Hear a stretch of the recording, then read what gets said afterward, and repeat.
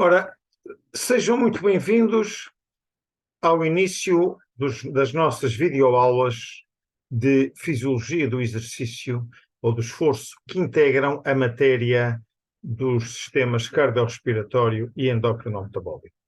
Então, sejam bem-vindos, é uma inovação deste ano, até mesmo para preparar a minha saída desta universidade que se avizinha e para deixar algum legado nela. O professor Eduardo Cavaco, o vosso coordenador, pediu-me para o deixar e para o fazer, e é com muito gosto que eu o faço. Bom, então, a primeira videoaula faz parte da matéria da UP1 e é a introdução à fisiologia do esforço. Ora, a primeira coisa que vamos ver é o que é fisiologia. Antes de definir o que é fisiologia do esforço, toda a gente sabe o que é. É o estudo dos mecanismos da natureza.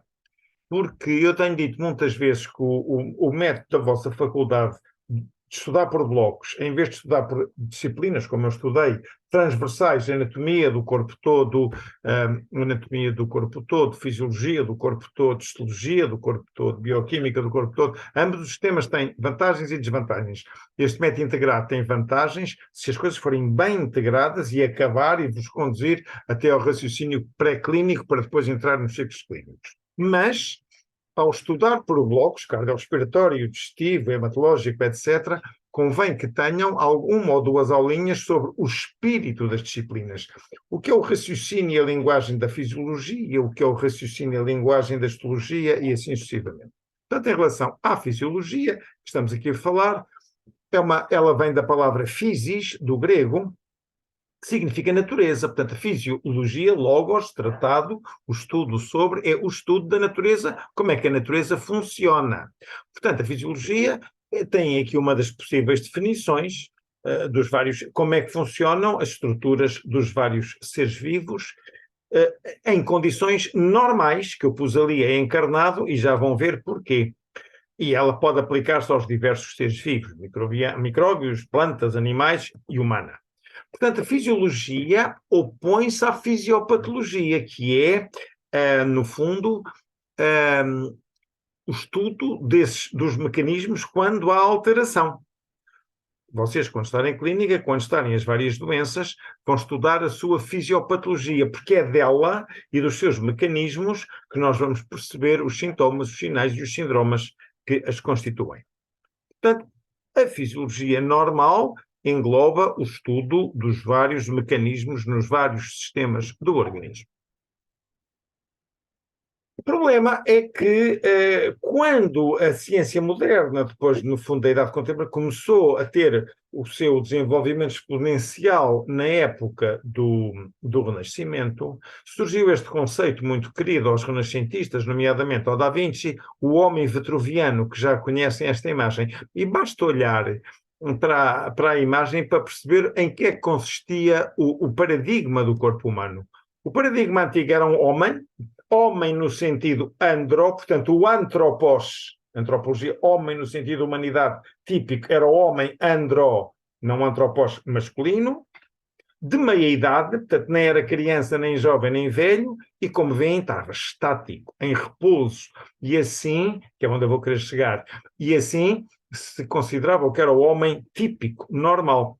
E isto foi um paradigma que acompanhou, infelizmente, durante séculos, a evolução das ciências médicas. Evidentemente que se começou a perceber que o homem nem sempre estava em repouso, que isto implicava mecanismos fisiológicos diferentes e, por um lado, a neurofisiologia, pela sua complexidade muito particular, e, por outro lado, a fisiologia do esforço, foram talvez os primeiros ramos da fisiologia a emergir do tronco comum. No que a fisiologia do esforço nos diz respeito, ela está presente em toda a fisiologia e nós vamos estudá-la e vamos deixar-vos aulas a propósito das duas áreas em que eu sou professor, no bloco cardiorrespiratório e no bloco endócrino-metabólico. O que não quer dizer, na minha opinião, que não devesse haver também inclusão destas matérias nos outros blocos, porque até o aparelho digestivo tem alterações quando estamos em esforço. O aparelho locomotor e o sistema nervoso, então, nem se fala. O próprio sistema do sangue e da imunidade, a imunologia de esforço é um tema clássico da fisiologia de esforço.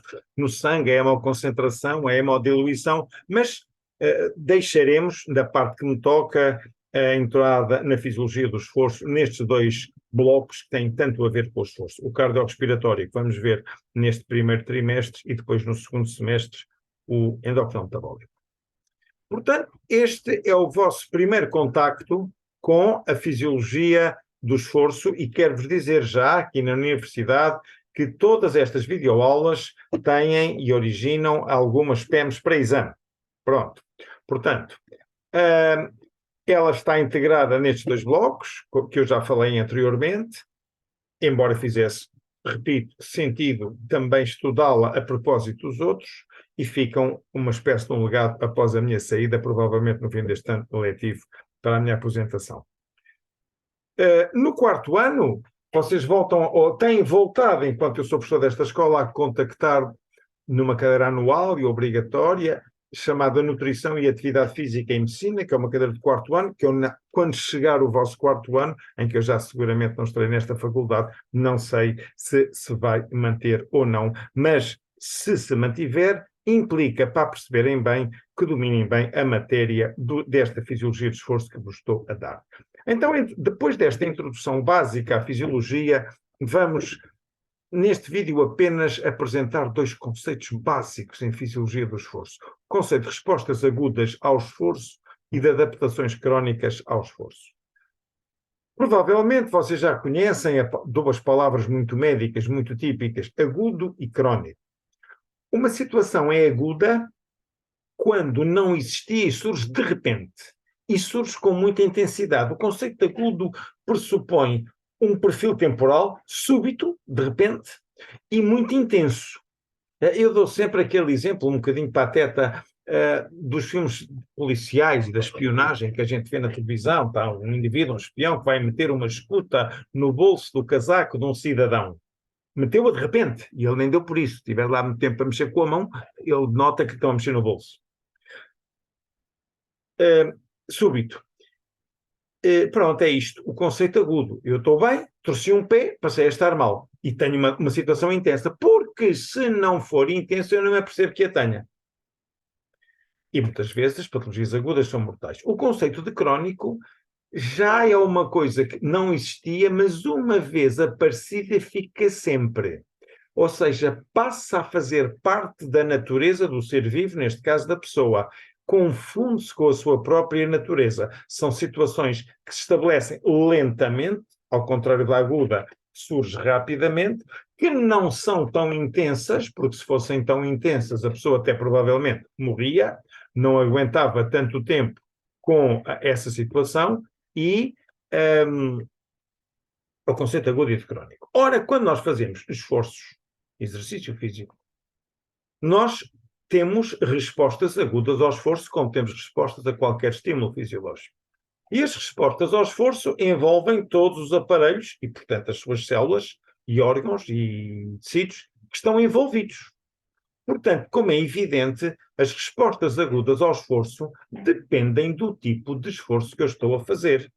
Se é mais de resistência, se é mais de velocidade, se é mais de força. Portanto, dependem do tipo de esforço, da sua intensidade, naturalmente, quanto mais intenso, maior as respostas, e também até da sua duração. Todos vocês têm esta noção intuitiva. A gente vai correr, começa o coração a bater mais depressa, começa a respiração a ter maior amplitude, começa a minha temperatura corporal a subir, por isso eu começo a transpirar, sudação. Tudo isto são respostas agudas ao esforço. Quando o esforço desaparece, as respostas agudas caem e voltam à estaca zero, de onde nós partimos.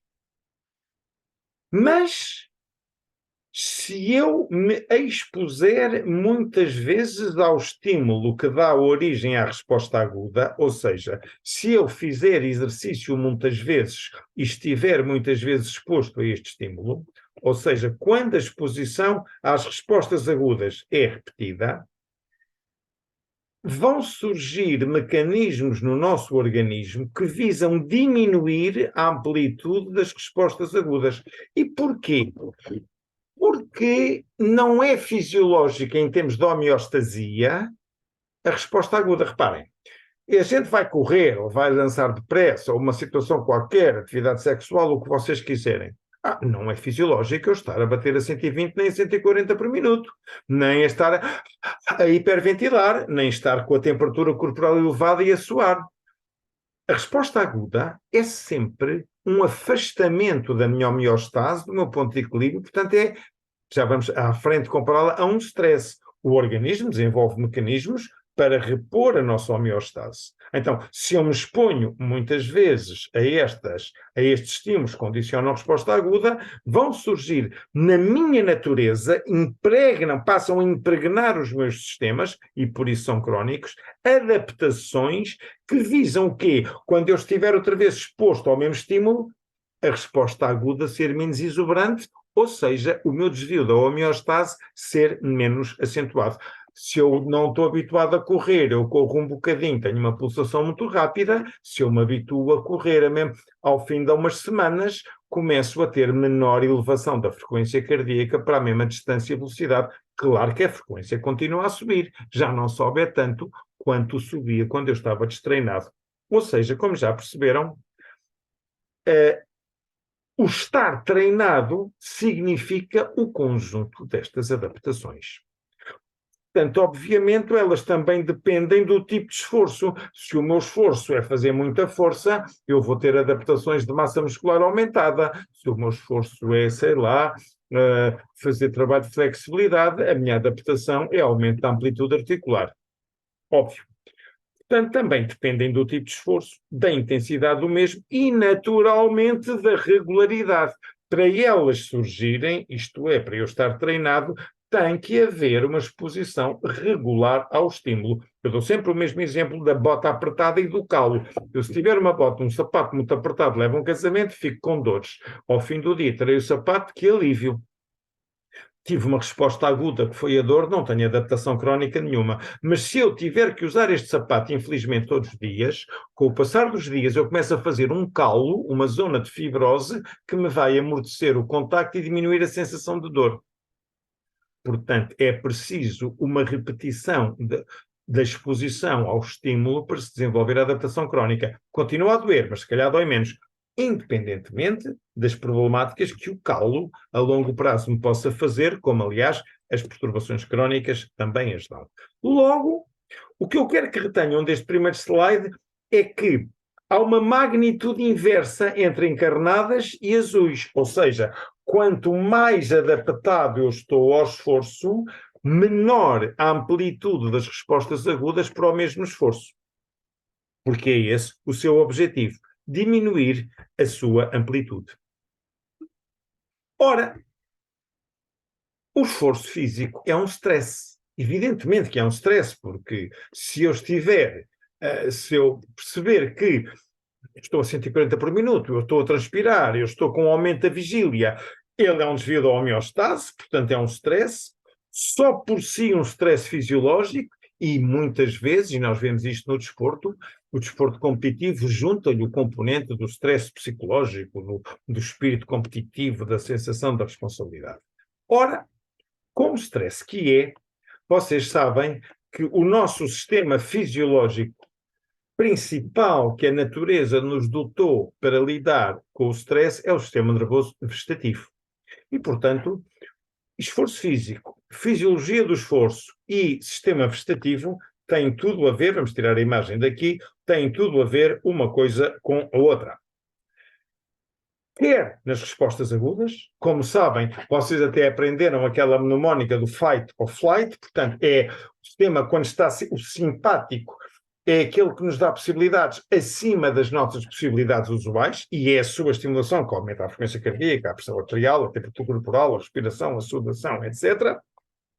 E, portanto, em consequência, é também o sistema vegetativo, agora pelo lado do parasimpático ou vago, que está na base das adaptações crónicas que eu falei atrás, e por isso continuo a jogar com este binómio das cores encarnadas para o agudo, para a resposta aguda, e da cor azul para a crónica. As adaptações crónicas que se ocorrem nos indivíduos treinados são, em grande parte, devidas ao aumento do tónus vagal de base. Por outras palavras, um desportista é um indivíduo vagotónico, com um grande predomínio do seu tónus vagal. E isto é particularmente evidente no sistema circulatório, nomeadamente no coração. Há órgãos que variam mais a sua semiologia, isto é, os sinais, semios, sinal, os sinais e sintomas que geram em função do tónus vegetativo. O coração é talvez o que dá mais nas vistas. E isto explica porque é que, e falaremos disto brevemente, e no quarto ano mais, o eletrocardiograma dos atletas, a auscultação dos atletas e não só, tem alterações em relação ao indivíduo usual, não confundir usual com normal, porque de facto os desportistas são indivíduos com alto tónus vagal. Último slide deste vídeo para vos dizer que o stress a que eu me referi é proporcional à carga de esforço. Naturalmente, quanto mais carga, mais stress. Mas atenção, aquilo que não, e é outro conceito que eu quero que fique no fim deste vídeo, à carga interna ou intrínseca e não proporcional à carga externa ou extrínseca. Eu passo-me a explicar. Eu digo a uma pessoa, olha, vais correr uma distância X em 30 minutos. Ou posso-lhe dizer assim, vais correr a mesma distância em 20. A carga externa do primeiro caso é superior, porque vai mais depressa. Se a distância é a mesma, se o tempo é menos, é mais intensa a carga extrínseca ou externa. Mede-se em minutos ou segundos. Ou a distância percorrida, também posso dizer, olha, vais correr... independentemente do tempo, vais fazer um jogging de 3 km ou um jogging de 4 km. Fez mais. Ou peso levantado, vais levantar 5 kg ou vais levantar 20. Ou você, etc, etc. Ou o tempo que se aguenta a fazer um braço de ferro, um abdominal. Ou seja, a carga externa mede-se em parâmetros físicos de tempo, de velocidade, de massa, e é isto que está em jogo no desporto. No desporto ganha-se ou perde-se porque se levanta mais peso, porque se é mais rápido, porque se aguentou mais tempo. Porém, como é fácil de perceber, a mesma carga extrínseca ou externa tem repercussões diferentes em duas pessoas conforme o seu estado de condição física. Se eu disser a dois de vocês, um que corre regularmente e que tem boa condição física e outro que não corre e não a tem, vamos ali para o complexo desportivo e vamos dar 10 voltinhas ao campo de futebol, a correr devagarinho e vamos dar, sei lá, 10 voltas em 25 minutos, que é para ir devagarinho ou 30, para quem está em grande condição física, até é tempo demais, não precisava tanto.